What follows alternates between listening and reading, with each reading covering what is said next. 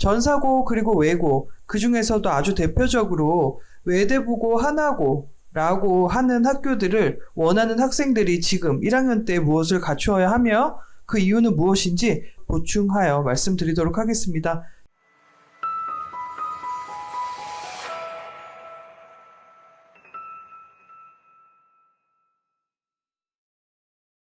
저는 글로벌발 교수 원장 전수경입니다.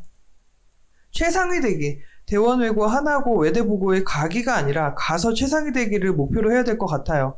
기본기부터 탄탄하게, 높은 단계에 이르지만 탄탄하게 올라간 친구들만이 학교에서 잘할 수 있다. 그 진학 이후에도 역시 잘할 수 있다.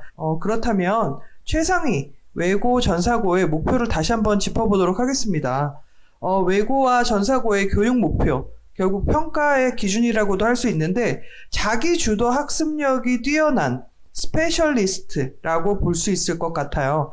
자기 주도 학습력, 스스로 알아서 챙긴다라는 의미이고요. 스페셜리스트, 어떤 깊이 있는, 어떤 분야에 대한 지정된 분야에 대한 깊이 있는 지식까지도 가지고 소화할 수 있는 능력을 말할 수 있습니다. 예습을 하고 가야 되나요? 예습해야 되는 부분은 학습의 도구가 되는 언어의 기반이 될 것 같아요. 어휘 그리고 문법입니다.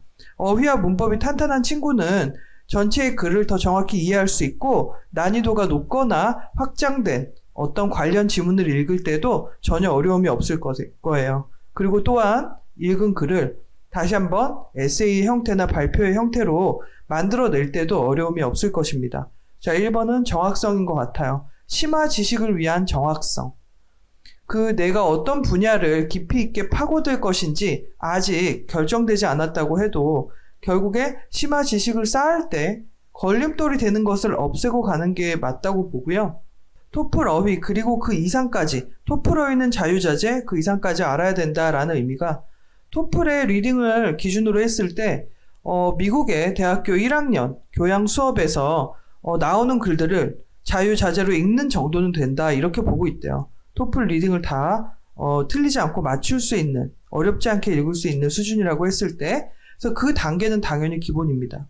그 단계를 정확히 거치지 않고 심화 단어만 한다고 되는 건 아니에요. 그래서 그 단계를 하고 토플 단어를 저희가 기준으로 했을 때 1800개에서 2000개 정도 되거든요.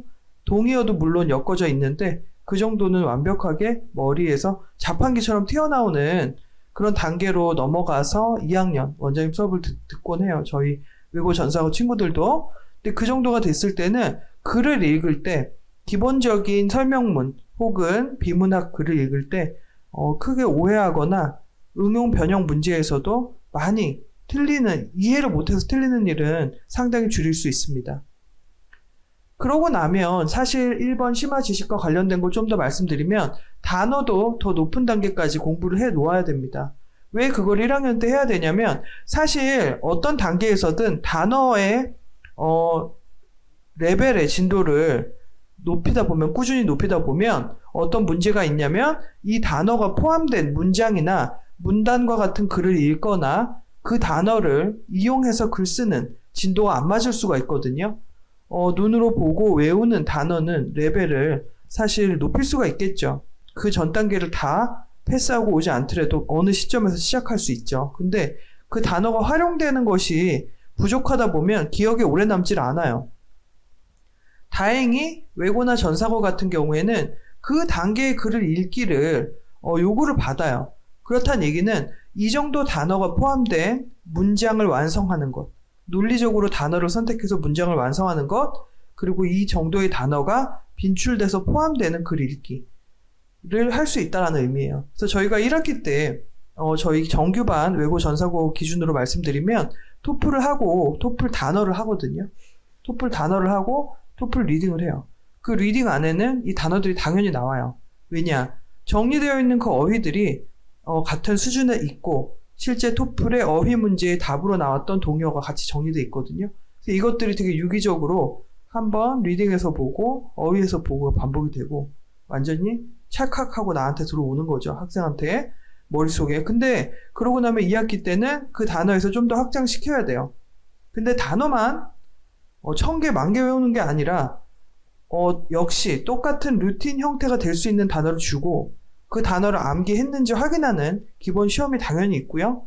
암기가 기본이 돼야 됩니다. 자기 주도력도 결국에는 암기해보고 뇌를 괴롭혀본 경험, 학습량을 늘리기 위해 노력해본 경험이 있는 학생과 그렇지 않은 학생 사이에 차이가 많이 있어요. 그래서 단어를 외우고 그 단어가 포함되어 있는 지문을 읽고 풀고 그 지문을 응용 변형한 문제까지 풀고 답변할 수 있어야 됩니다. 원장님께서 어떤 지문의 요약 능력, 핵심 파악 능력이 굉장히 중요하다고 말씀하셨는데 그 핵심을 나타냄에 있어서도 단어의 수준을 같이 올릴 수 있겠죠. 꾸준히 그런 것들을 함께 할 수 있습니다.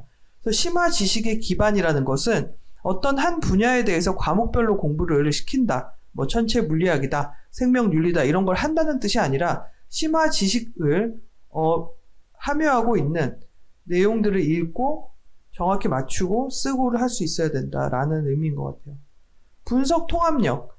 2번 같은 경우에는 1번에 기본적인 정확성이 되고 나서 일어날 수 있는데 문학, 비문학 마찬가지입니다. 아까 말씀도 또 잠깐 원장님께서 해주셨는데 문학적인 내용에 어떤 토대가 되는 의미라든지 함축적인 내용을 나타내는 방식도 물론 알아야 되는데 비문학에서도 이 방식이 굉장히 중요할 수 있겠죠. 그것이 기본이 되어야 그 다음 단계로 나아갈 수 있어요. 그래서 같은 맥락으로 디베이트라든지 어떤 이런 것만을 꾸준히 했던 친구는 굉장히 어떤 면에서는 지적인 아이디어가 심어져 있을 수 있지만 기본적으로 제대로 정보를 전달하는 도구를 학습해 본 적이 없기 때문에 허약하죠. 논리력이 허약해요. 의외로. 디베이트 많이 했는데 디베이트를 많이 한다고 되는 게 아니라 좋은 글을, 전달되는 글을 많이 읽고 그 구조를 이해해야 되는 거거든요. 그래야지 내가 그런 방식의 구조화를 해서 발표를 하거나 연구를 한 내용의 결과를 낼 수 있습니다. 사실 아주 단순한 이분법적인 논리뿐만이 아니라 더 많은 것들을 포함시키는 활동, 글쓰기, 발표하기 하려면 리딩을 통해서 그 규격을 이해하는 과정이 있어야 돼요. 그래서 이런 부분을 좀 볼 수 있을 것 같아요. 분석 통합력도 어떤 정보가 제시되는 규격을 이해한 뒤에 어떤 주장과 혹은 내용과 그 다음에 발견된 내용 혹은 다른 주장의 관계를 비교 대조인지 인과인지 뭐 부연인지 이런 것들을 따져갈 수 있다. 따진다가 사실 논리죠. 주도적인 수행 능력은 1, 2번 단계의 어떤 많은 훈련과 함께 학생이 변화하는 과정이라고 봅니다. 어떤 텍스트 외적인 실력인데요. 공부하는 힘이에요. 공부하는 힘. 그리고 공부를 하는 힘은 있는데 뭘 공부할지 모를 수가 있잖아요. 근데 뭘 공부하는지 방향을 아는 것도 역시 1번, 2번에서 같이 나온다고 보고 있거든요. 좀 전에 말씀드린 대로 좋은 양질의 글을 많이 읽고 audience, 그냥 관객과 같은 입장이 아니라 author, 이 글을 내가 썼다면 어떤 것을 의미했을까? 심화 문제를 풀거나 요약을 하면서 내용을 완전히 내 것으로 만들어 본 친구만이 정말 제대로 글을 쓸 수 있어요. 역시 여기서도 마찬가지로 그 규격을 이해한 학생만이 1번을 잘한 학생만이 2번을 할 수 있듯이 1번, 2번의 방향을 아는 친구만이 3번에서 주도적으로 의미 있는 활동을 제대로 할 수 있습니다. 최상위 외고 전사고에서는 그렇다면 왜 그와 같은 자기 주도적 스페셜리스트를 원하고 있을까? 당연히 이 지식 기반 사회에서 중요한 건 지식이기 때문이에요. 아는 것이 많이 있어야 됩니다. 근데 그 아는 것이 어떤 방향성을 가지는지 하나 정도 추가할 수 있을 것 같은데 인문학적 소양과 문해력이라고 할 수 있습니다. 오늘날은 학생들한테도 그런 이야기를 하는데 어떤 하나의 종이라든지 하나의 문제, 어떤 하나의 자료가 너무 귀한 것이어서 그것을 가르쳐주는 선생님의 의미가 커진다기보다는 그 자료를 적용, 활용하는 방식과 적용, 활용된 예시 같은 것을 통계해서 아이들한테 줄 수 있어야 그것에서 많은 도움을 받을 수 있다. 이렇게 이야기를 하거든요. 학생들도 동의를 하는 게 결국에는 지식은 많이 구할 수 있는 방식도 많아졌어요. 방법도 많고 그 원천도 굉장히 다양해졌고 어떤 기출 문제라든지 이런 것도 마찬가지예요. 근데 그 수없이 많은 정보 중에 옥석을 가릴 줄 알아야 되고 그 옥석을 가릴 때도 하나의 기준이 있는데 바로 나에게 혹은 현대의 사회에 이것이 어떤 방식으로 쓰일 수 있는지 의미를 알아야 돼요. AI보다 더 빠르게 연산이나 통계를 낼 수는 없겠지만 그러한 AI를 일을 시키면서 이 사회에 그걸 어떻게 적용시킬지 그 생각을 가진 주도권이 사람한테 있거든요. 그래서 바로 그런 부분이 인문학적 소양이라고 보는 거죠. 인간과 사회의 의미를 아는 것. 그런 의미에서 전사고에서도 결국 그런 문학작품 분석도 같이 들어가는 것이 아닌가. 미래의 글쓰기 문학 작가를 키우기 위해서라기보다는 누구든 공학자이든 과학자이든 뭐 의료인이든 법조인이든 사회나 인간을 이해하는 힘이 굉장히 더 중요해졌다는 거죠. 기계적으로 그냥 계산만 하는 결과를 원하는 게 아니에요. 그래서 인문학적 소양은 인간과 사회에 대해 이해와 관심을 가진 존재입니다. 이런 것들이 외대보고 심화 면접 질문에서도 결국 나오거든요. 그래서 결국 항상 외대보고와 관련된 그런 내용에서 좀 대표적이라고 할 수 있는 얘기는 어떤 것을 이제 분석을 했어요. 그럼 실제 어떻게 적용시킬지 물어보는 거죠. 국제 정세 관계에 대해서 연구를 했다라고 요약하고 발표했던 친구가 있다면 그 2차 질문은 결국 기숙사 내에서 3명에게 갈등이 났고 아무도 퇴소할 수 없다면 어떻게 이걸 해결할 것인가. 실제 적용 방안이 나올 수 있고 예를 들면 신소재로 이제 주택 구조, 건축에 쓰일 수 있는 거를 개발하는 거와 관련된 것까지 이제 연구했던 친구가 있으면 주택난 해결에 그게 어떻게 도움될지. 그런 식으로 실제 적용을 위해서는 사회가 무엇을 필요로 하거나 핵심적인 가치가 뭔지를 알고 있어야 돼요. 그러면서도 하나의 정답만이 있는 것이 아니라 다양한 관점과 가치관을 존중한다.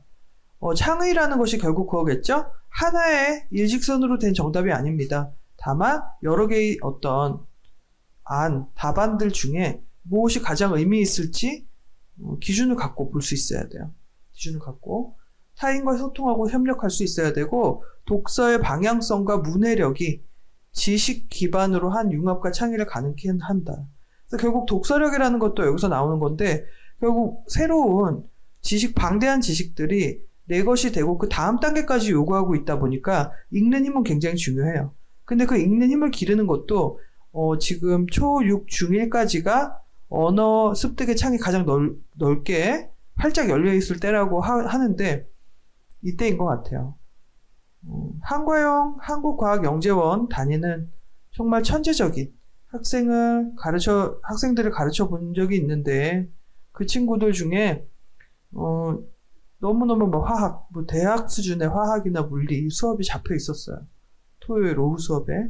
근데 토요일 오전 토플 수업이 끝나고 토플 고급이나 실전이 아닌 수준이었거든요. 근데 그 상태에서 단어를 30개를 암기를 해서 원래는 60개인데 30개만 빨리 암기해서 쪽지 시험이라도 보고 가야지 된다. 이렇게 했더니 그거를 못 외우더라고요. 30분 안에. 그 친구 머리가 정말 좋은데 제가 초등학교 저희 이제 KNS 엘리멘트리 그리고 글로벌이 중1이거든요.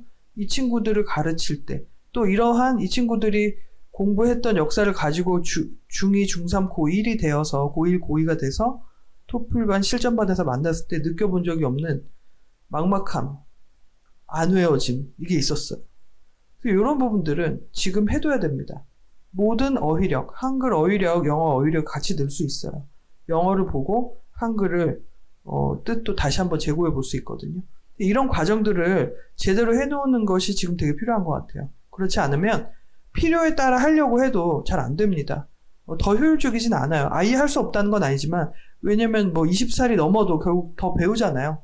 그리고 계속 반복하다 보면 뇌는 발달한다고 그런 연구 결과도 있다 이런 지문도 있었는데 문제는 지금 1시간 투자해서 할 수 있는 양이 훨씬 많은데 나중에 3시간 투자해서 정확한 결과를 알 수 없는 단계까지 미룰 것이냐 그건 아니라는 거죠. 그래서 사실 인문학 소양이라고 지금 써놓고 많이 읽을 수 있는 능력 기본기에 대해 다시 한번 말씀드렸습니다. 그래서 하나고의 건화 기념은 다음과 같다고 합니다. 창의적인 세계 시민 육성, 함께하는 공동체 구현, 하나고등학교의 인재상 이렇게 브로슈어에 나온 장면을 제가 그대로 페이지를 캡처를 했는데 창의적 세계시민, 창의적이란 얘기는 기존의 지식을 잘 안다라는 단계를 거쳐서 의미 있는 새로운 것을 만들어낼 수 있는 인재란 뜻이거든요.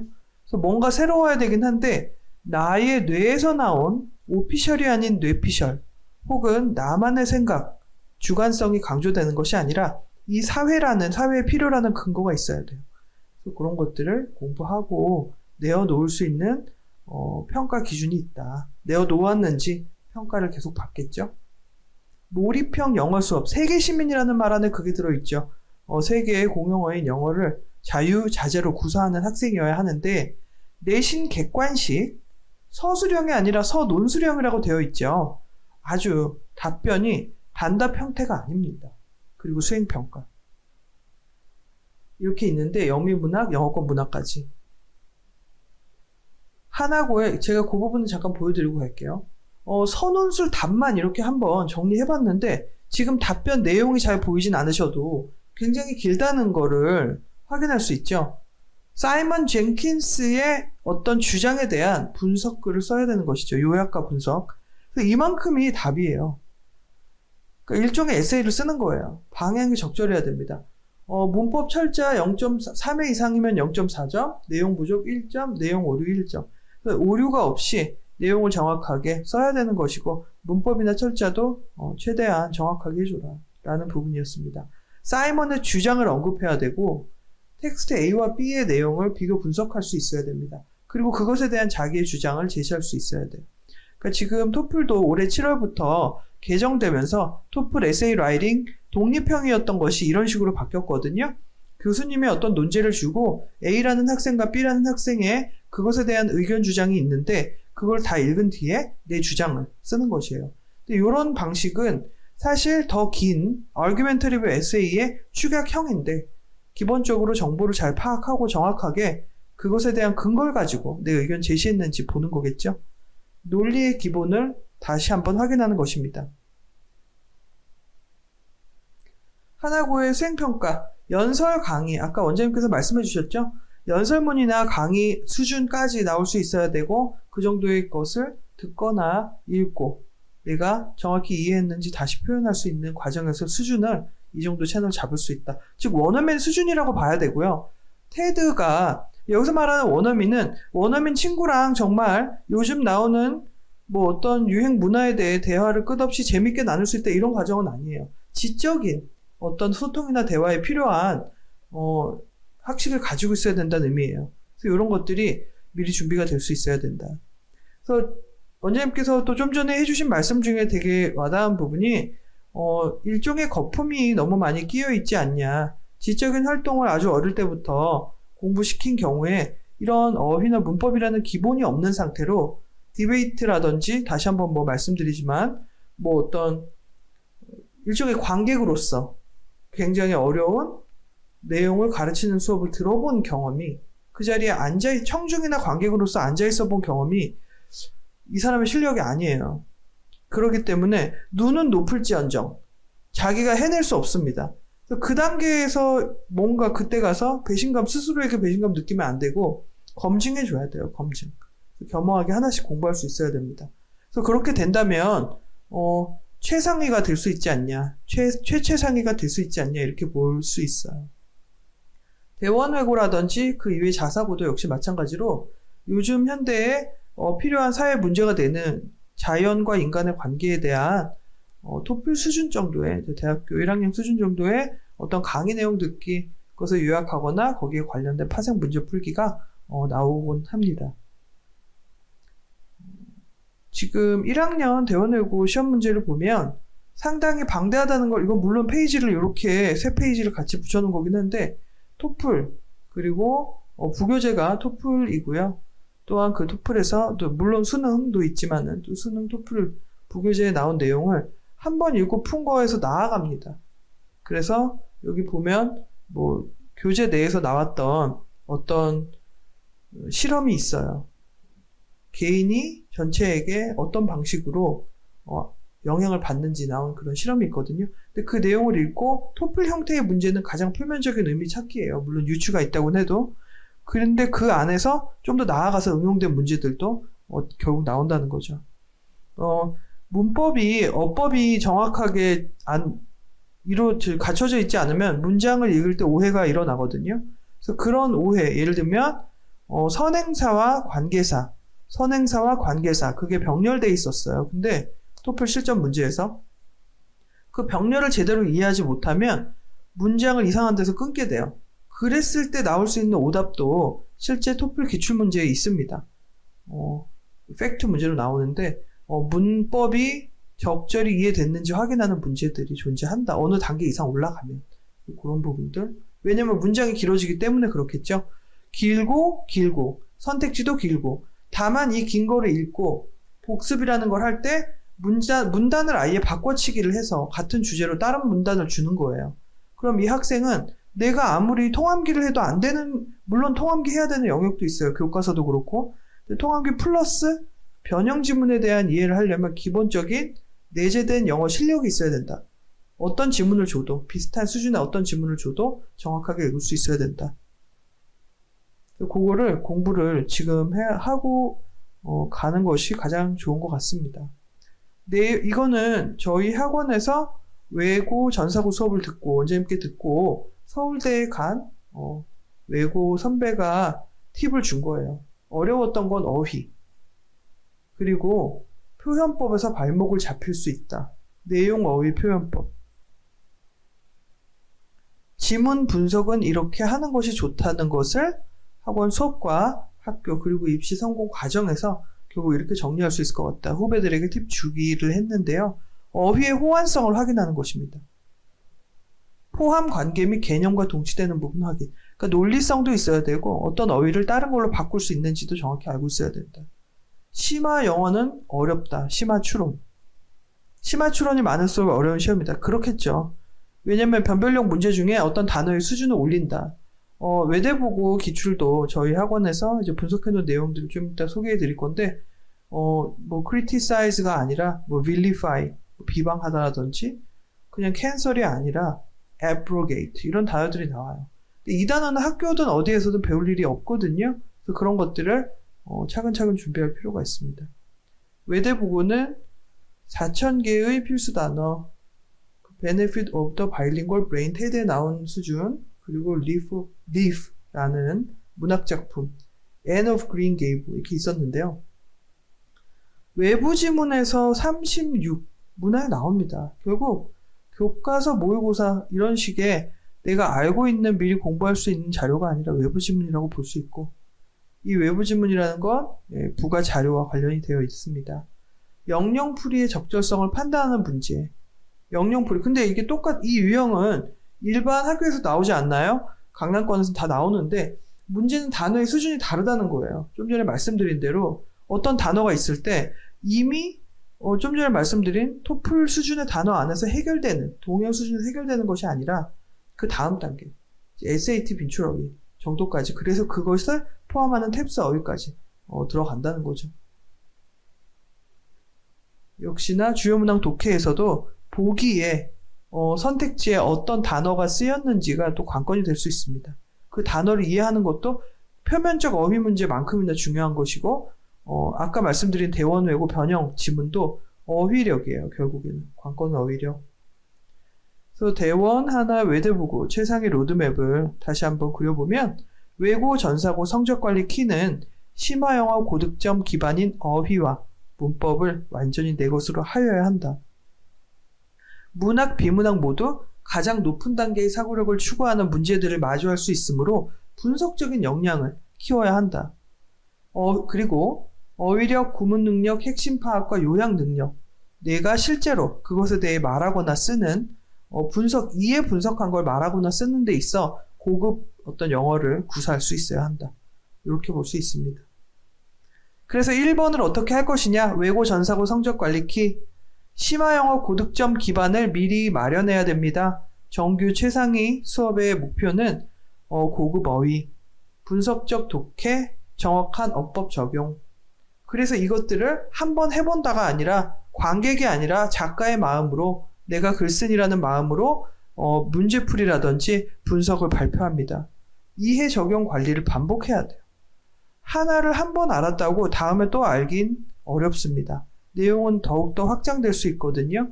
그래서 이런 초등학교 고학년 강남에서 다양한 교육 경험을 해본 친구들이 초등학교 때는 사실 아이들을 맞다 틀리다로 비판적 잣대를 가장 중심에 놓을 수는 없거든요. 어휘 확장 시기이기 때문에 특히 학년이 높지 않다면요.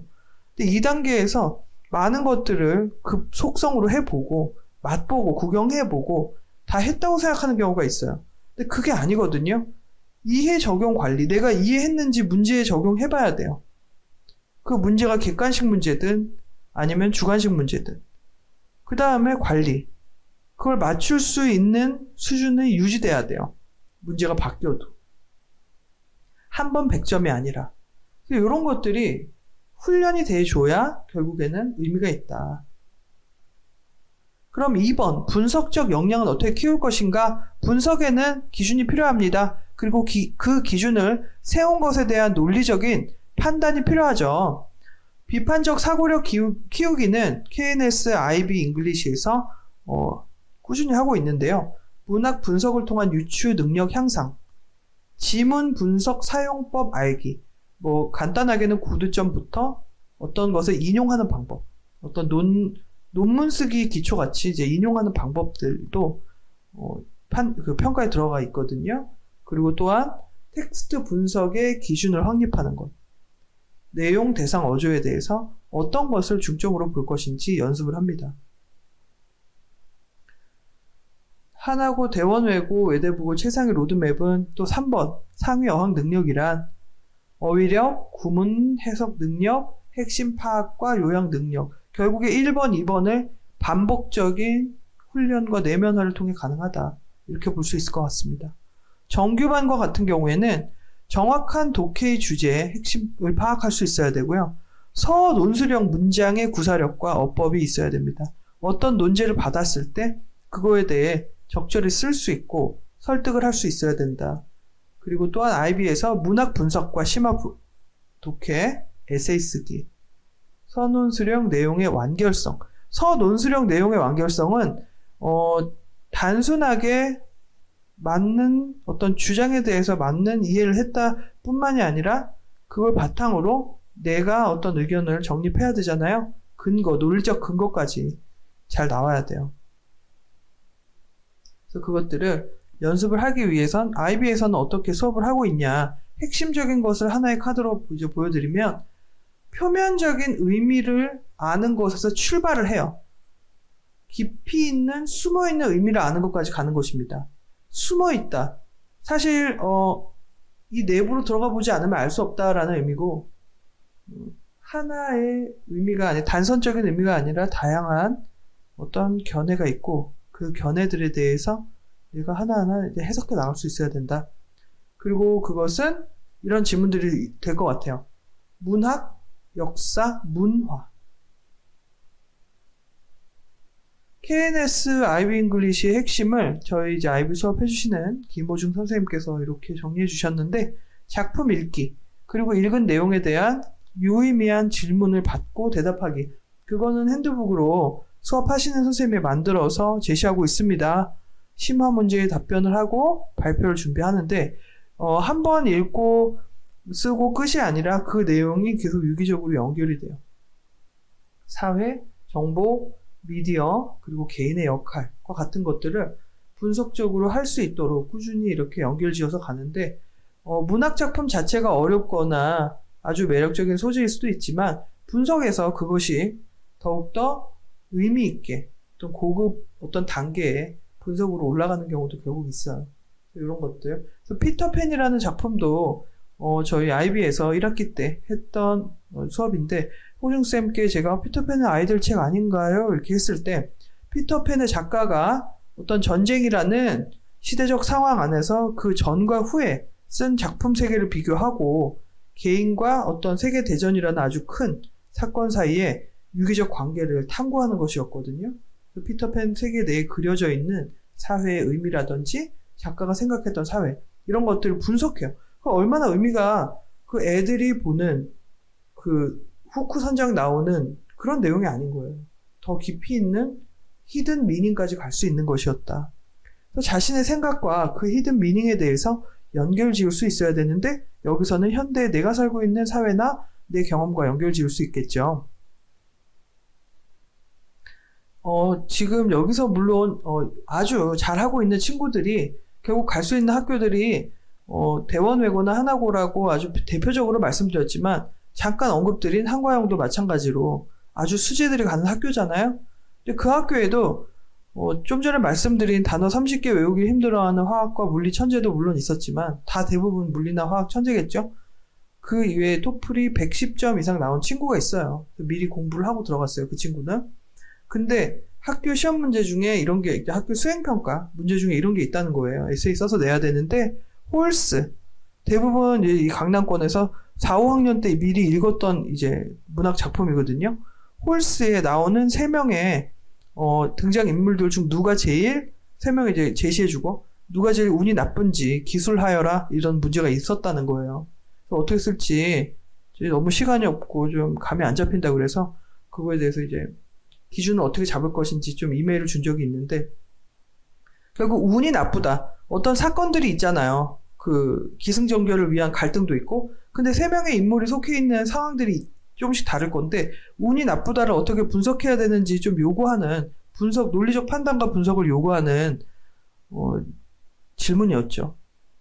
가장 객관적으로 안 좋은 일이 회복하기 힘든 일이 일어난 사람을 운이 나쁘다고 할지 자신의 의견과 혹은 자신의 의지와 반대되는 사건 속으로 여러 번 휘말리는 어떤 양과 질에 있어서 나쁜 일을 많이 겪은 사람의 운이 나쁜지 아니면 결국에 그 갈등과 과정 속에서 얼마나 한 명이 전과 후로 바뀌었는지 발전을 많이 하지 못한 사람을 운이 나쁘다고 할 것인지 아니면 결국 최종적으로 이런 모든 과정 속에서 자기의 의지에 반하는 과정을 통해 배워나가는 과정을 거친 사람이 있는 반면 어떠한 한 단면 일의 처음부터 끝까지 기승전결을 다 함께하지 못하고 한 단면까지만 함께하고 거기서 어떻게 보면 소외된 존재가 있다면 그 사람의 운이 나쁜지 뭐 이런 것들을 분석을 해야 되는 거거든요.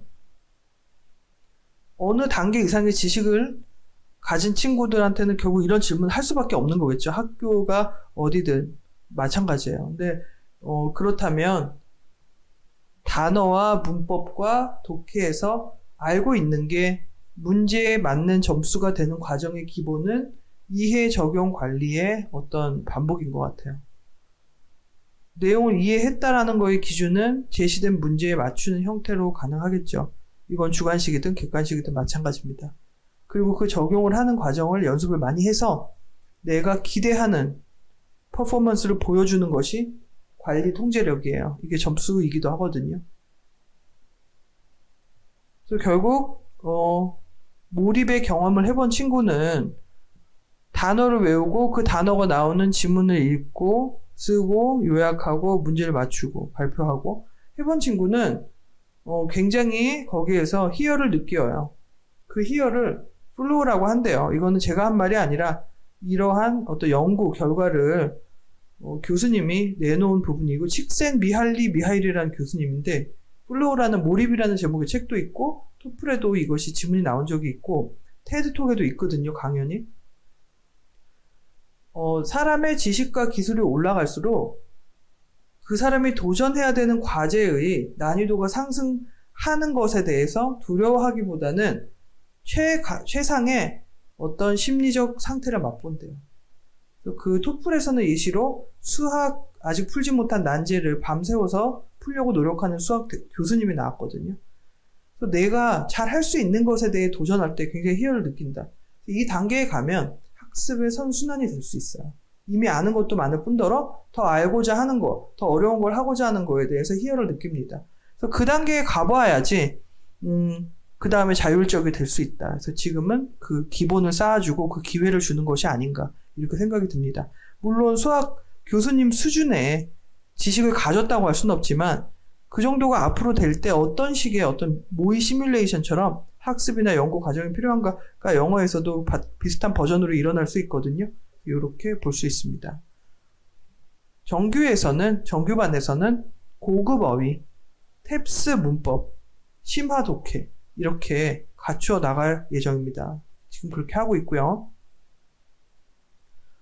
중등 최상위 과정은 대원 하나고 외대부고, 대원 하나고 하나의 반이고요. 이전에 외고전사고라는 이름이었거든요.